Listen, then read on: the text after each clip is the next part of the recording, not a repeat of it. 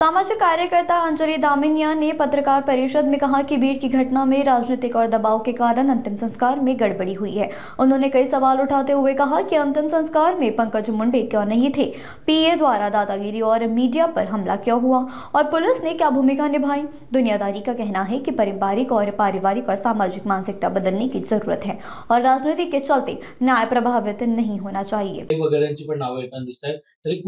म्हणजे मला आता असं वाटतंय की आता जे राजकारणी दादागिरी करायचे तसंच आता पीए सुद्धा दादागिरी करतायत की काय.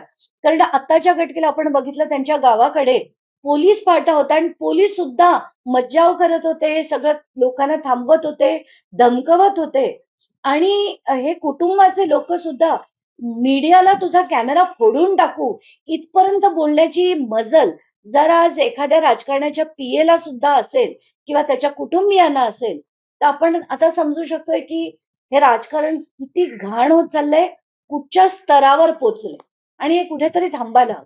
पंकजा मुंडे यांनी चौकशी करण्याचे आदेश दिले आहेत. हा ना एक स्टँडर्ड डायलॉग झालाय महाराष्ट्राचा की याची चौकशी झाली पाहिजे, निष्पक्ष चौकशी झाली पाहिजे, कोणालाही सोडण्यात येऊ नये.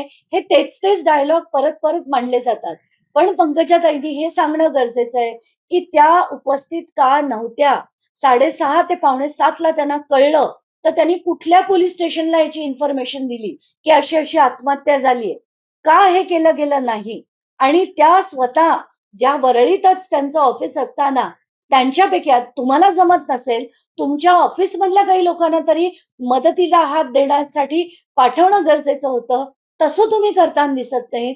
त्या गरजे कुटुंबाचे कुठलीही व्यक्ती ना पोलीस स्टेशनला होती, ना तिथे हॉस्पिटलमध्ये म्हणजे ते पूर्ण पोस्टमॉर्टम होईपर्यंत, ती पूर्ण बॉडी घेऊन जाईपर्यंत तुमच्यापैकी कोणीच का उपस्थित नव्हते? या प्रश्नांची सुद्धा उत्तरं तुम्ही दिली पाहिजेत. पंकजाताई तुमच्याकडनं तुम्ही मंत्री म्हणून तरी या सगळी एक जबाबदार व्यक्ती म्हणून त्यांना मदत करणं गरजेचं होतं, पण तसं तुम्ही करताना पुन्हा एकदा दिसलं नाही.